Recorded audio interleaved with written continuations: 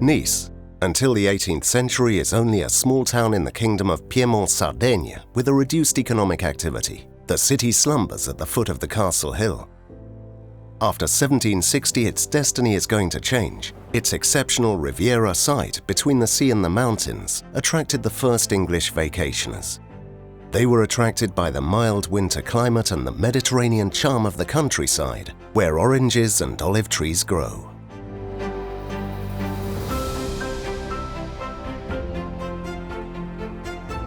Travel accounts contributed to the fame of the climatic city throughout Europe, such as the Letters from Nice by the Scotsman Tobias Smollett, published in 1767.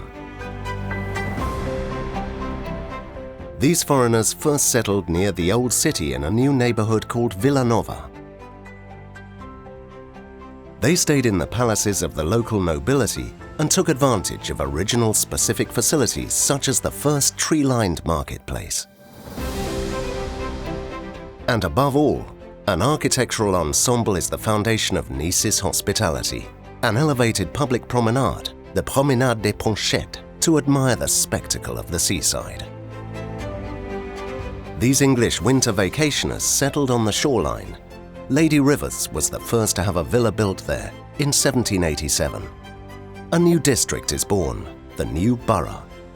In 1824, the British community finances a coastal path that will become the Promenade des Anglais.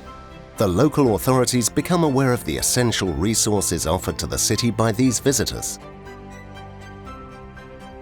In 1831, a town planning council called Consiglio d'Ornato was created in order to control the growth and embellishment of Nice. The city created its first public gardens, planted with local and exotic species to attract those winter vacationers. The urban development due to the rise of the seasonal stays shows a certain willingness. The regular and voluntary urban network in the central plain presents a fan-shaped design, creating perspectives from the city to the sea and the mountains. Specific regulations are edicted in order to guarantee the embellishment of Nice.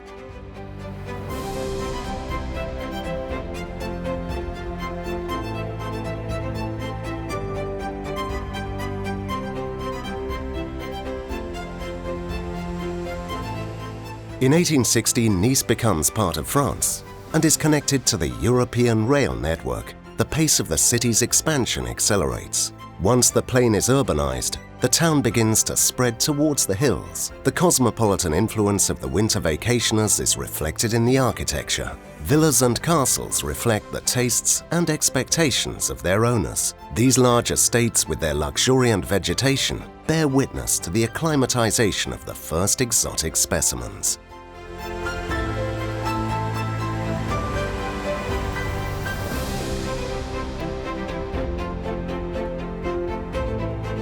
The British were joined by Russians and many other nationalities from Europe and America. Nice became the winter parlor of Europe.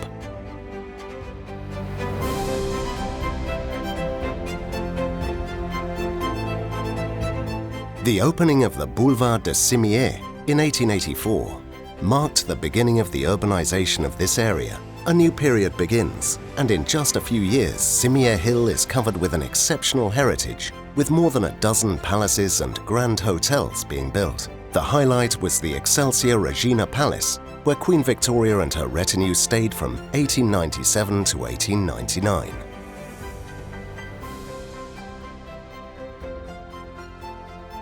Cimiez becomes the residence of crowned heads and cosmopolitan aristocracy.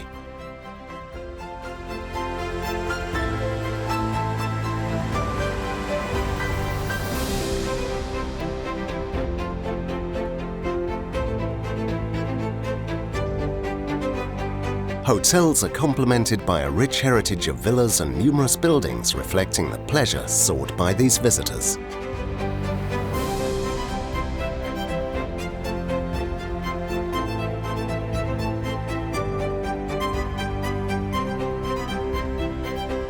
As from 1848, religious expression other than Catholicism is finally tolerated. Thus, to meet the demand of the constantly increasing foreign population, a multitude of places of worship for foreign communities were created, whether Greek or Russian Orthodox, English, German or American Protestants.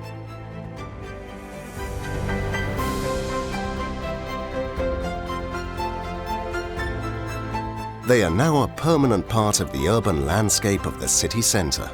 Together with gardens or cemeteries, they still carry human and historical values.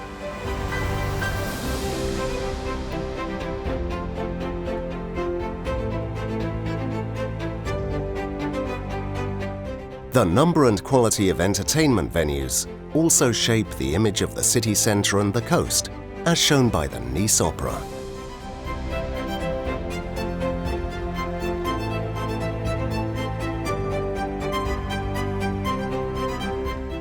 The current vegetal heritage dates back to the embellishment that was sought at the beginning of the 19th century. The landscape is scenic, with numerous squares and private or public parks, with exotic and luxurious vegetation.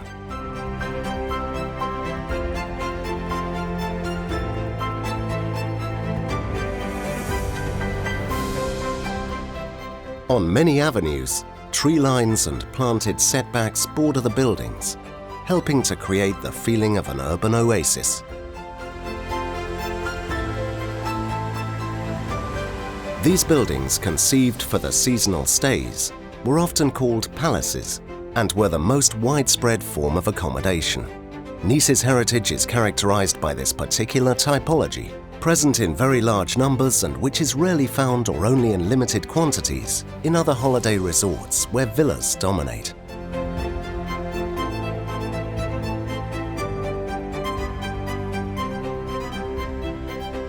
In 1913, when the emblematic Hotel Negresco was inaugurated, Nice welcomed 150,000 visitors to spend the winter.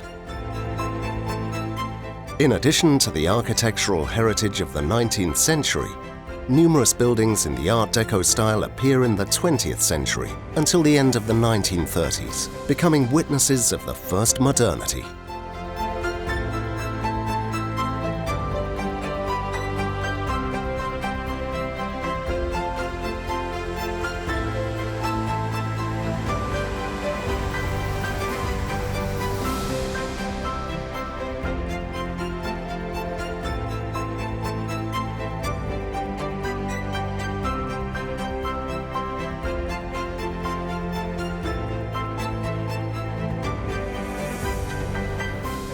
It is this heritage which bears witness to a considerable exchange of influences over almost 2 centuries in the development of architecture, town planning and the creation of a specific landscape that underpins the outstanding universal value of Nice, the winter resort town of the Riviera.